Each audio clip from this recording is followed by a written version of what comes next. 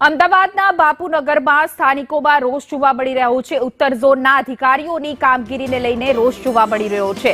Anil starch મિલ પાસે ઉભરાય છે ગટરના પાણી। વૃદ્ધો વિદ્યાર્થીઓ ગટરના પાણીમાં ચાલવા મજબૂર બન્યા છે। અનેકવાર રજૂઆત છતાં તંત્રના આંખ આડા કાન।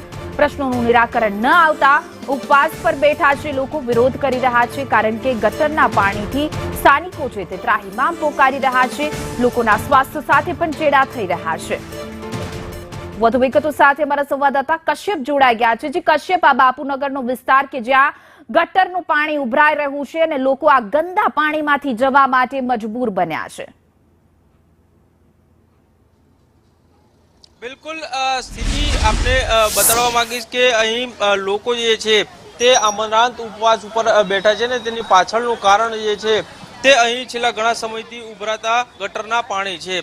આ પીવાનું પાણી હોય કે ઘરમાં વપરાશ માટેનું પાણી હોય, ગંદુ પાણી અહીંયા આવી રહ્યું છે। ડ્રેનેજ બેક મારી રહી છે। છેલ્લા ઘણા સમયથી સ્થાનિકો છે તેના દ્વારા તંત્રને રજૂઆત કરવામાં આવી હતી, તેમ છતાં સમસ્યા છે તેનું નિરાકરણ નહીં આવતા અંતે આ તમામ લોકો જે છે તે અમરનાથ ઉપવાસ ઉપર બેઠા છે।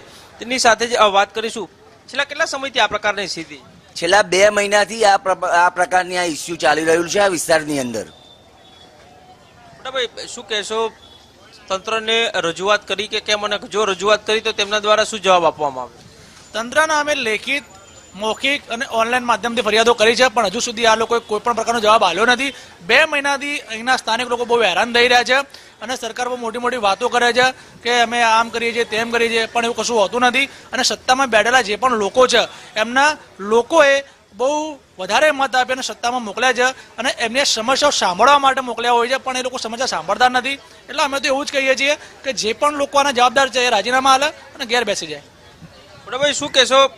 આ ગંદુ પાણી અહીં આવી રહ્યું છે, બીમારી કેટલા પ્રમાણમાં છે?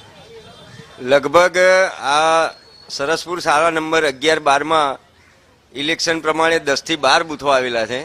10 થી 15 હજારની અમારી વસ્તી છે। રાધારમણની ચાલી, અશોક મિલની જૂની ચાલી, કાંતિલાલ કાપડિયાની ચાલી, ભક્તિ રેસિડેન્સી, ખોડિયાર 1, 2, 3, કાલિકા પાર્ક, સફેદ ચાલી, આશાપુરા ફ્લેટ, કબીરવાડી, આશાપુરાની ચાલી, વીરા ભગતની ચાલી, મ્યુનિસિપલ ચામુંડા ક્વાર્ટર્સ, આ બધા મળીને આ પાણી 1.5 મહિનાથી આ ગંદા પાણીમાં ચાલી રહ્યા છે।